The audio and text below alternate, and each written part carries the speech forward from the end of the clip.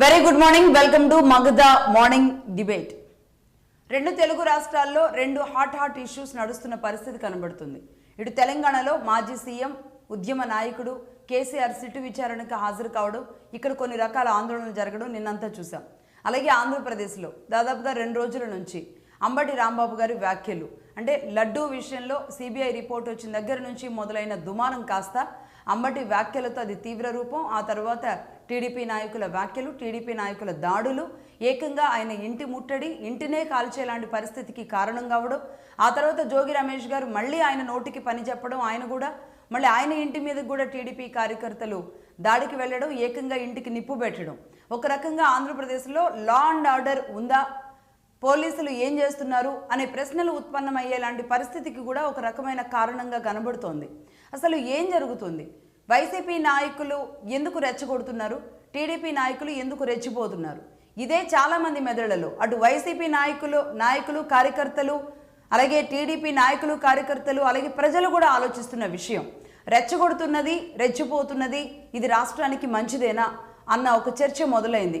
ఏకంగా ఇళ్ల మీదకి, ఇంటి మీదకి వెళ్ళి కాల్పులు జరిపేలాంటి పరిస్థితి దాకా వెళితే గనక రాష్ట్ర పరిస్థితి ఏంటి, రాష్ట్రం గురించి ఏం మాట్లాడుకుంటారు పక్క రాష్ట్రాల్లో అన్న ఖచ్చితమైన ప్రశ్నలు అయితే ఉత్పన్నమవుతాయి.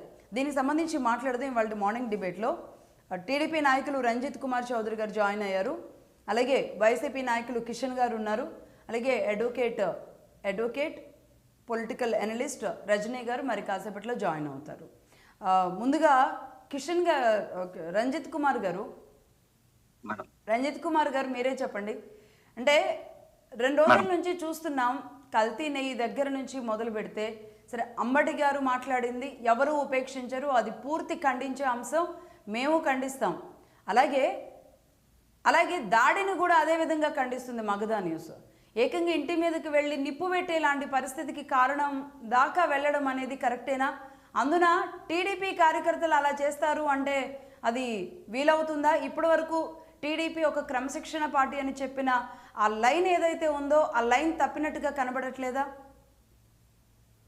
లేదు లక్ష్మి గారు, మనకి రాష్ట్రంలో దాదాపు జనవరి 31 నుంచి ఈ రోజు వరకు కూడా, దాదాపు ఈ రోజు ఫిబ్రవరి 2వ తారీఖు అండి, ఈ రోజు వరకు కూడా జరుగుతున్న సంఘటనలు ఏంటంటే, కూటమి ప్రభుత్వం అధికారంలోకి వచ్చి దాదాపుగా ఇప్పటికీ 18 నెలలు అయిందండి. ఇది 19వ నెల. మరి ఈ 18 నెలల కాలం బట్టి కూడా గత వైసీపీ ప్రభుత్వంలో 5 సంవత్సరాల కాలంలో జరిగినటువంటి అరాచకాలు కానీ, అక్రమ కేసులు కానీ, అన్యాయాలు కానీ, లేకపోతే చంపడాలు కానీ, ఇళ్ల మీదకి వెళ్ళడాలు కానీ, ఇవన్నీ కూడా మేము చూసి 5 సంవత్సరాలు భరించున్నాం. మరి మేము అది కాదండి, ఈ 17-18 నెలల కాలం బట్టి మేము ఎందుకు సమయం ఉన్నాం?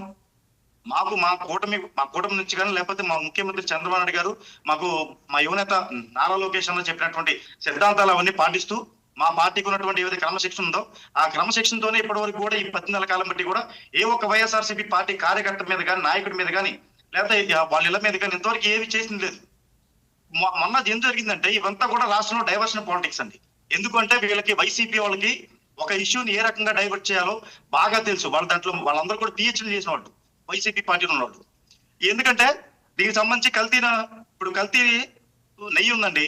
కల్తీ నెయ్యికి సంబంధించి తిరుమల లడ్డూకి సంబంధించినటువంటి దాంట్లో సిట్ ఏవైతే వాస్తవాలు చెప్తుందో ఆ వాస్తవాలు మొత్తం కూడా బయటకు వచ్చి ఇది రాష్ట్ర వ్యాప్తంగా, జాతీయ స్థాయిలో కూడా ఒక తీవ్రమైనటువంటి చర్చకి దారితీస్తుంది. కాబట్టి ఆ దారి తీసే క్రమంలో వీళ్ళు ఏ రకంగా కూడా డిఫెన్స్ చేసుకోవాలి అన్న ఉద్దేశం మీద డైవర్షన్ పాలిటిక్స్ మొదలు పెట్టారు.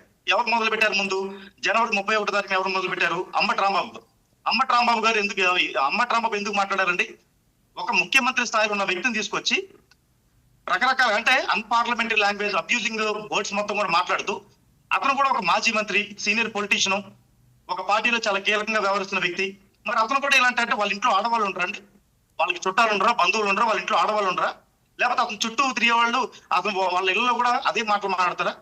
అతను అయిపోయిన తర్వాత, అతని వ్యవహారం అయిపోయిన తర్వాత జోగి రమేష్ ఇప్పటి నుంచే కాదండి, ఎంత వివాదాస్పదమైన వ్యక్తి అంటే, మనకి లాస్ట్ వాళ్ళ వైసీపీ గవర్నమెంట్ ఉన్నప్పుడు 2021లో మరి చంద్రబాబు నాయుడు గారి ఇంటి మీదకి ఉండవల్లిలో చాలా మంది, దాదాపు 800 మంది కార్లు వేసుకొని వచ్చేసి మరి వాళ్ళు ఆ రోజున ఉండవల్లిలో చంద్రబాబు గారి ఇంటి మీదకి దాడి చేయటం, ఆ రోజున ఇష్టం వచ్చినట్టు లోకేష్ గారిని, చంద్రబాబు నాయుడు గారిని, వారి కుటుంబ సభ్యులను మాట్లాడటం, మరి అవి గుర్తురాలేదండి ఆ రోజున. మరి అలాగే ఎలక్షన్ టైంలో కూడా మరి పోరంకిలో ఏం చేశాడు ఆయన? వాళ్ళ పార్టీ కార్యకర్తలు తీసుకొచ్చి రాళ్ళు రావటం, కర్రలు పట్టుకొని రావటం ఒక రకమైనటువంటి రాక్షసం. తర్వాత మొన్న మనకి జనవరి 23వ తారీఖు మనకి 23 కావచ్చు, లేకపోతే జనవరి 31 కావచ్చు.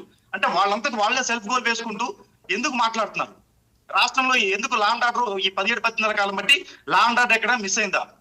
మాకు ఈ 17-10 నెలల కాలం బట్టి కూడా దాదాపుగా ఆంధ్రప్రదేశ్ లో ఉన్నటువంటి ఆంధ్రప్రదేశ్ ముఖ్యమంత్రి గారు కావచ్చు, లేకపోతే లోకేష్ గారు కావచ్చు కూడా కూటమికి సంబంధించిన వీళ్ళందరూ కూడా వివిధ దేశాలు తిరుగుతూ, లేకపోతే జాతీయ స్థాయిలో ఉన్నటువంటి రకరకాల కంపెనీలు పట్టుకొచ్చి ఆంధ్రప్రదేశ్ ఏ రకంగా మనం అభివృద్ధి చేయాలి, ఒక పోలవరం విషయంలో కావచ్చు, ఒక అమరావతి విషయంలో కావచ్చు, ఒక జాబ్ క్యాలెండర్ విషయంలో కావచ్చు, ఒక పెన్షన్ల విషయంలో కావచ్చు, ప్రతి ఒక్క విషయంలో అంటే అభివృద్ధి విషయంలో కానీ, లేకపోతే సామాజిక సంక్షేమ విషయంలో కానీ, ప్రతి విషయంలో కూడా మేము అదే ప్రత్యేకమైన ఎజెండాగా తీసుకొని వెళ్తున్నాం.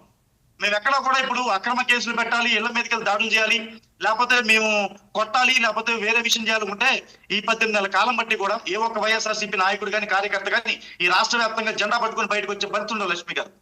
మరి ఆ పరిస్థితుల్లో మేమంతా సంయమనంతో అంటే కేవలం ఆ తిట్టే ఇంత మంటల దాకా దారి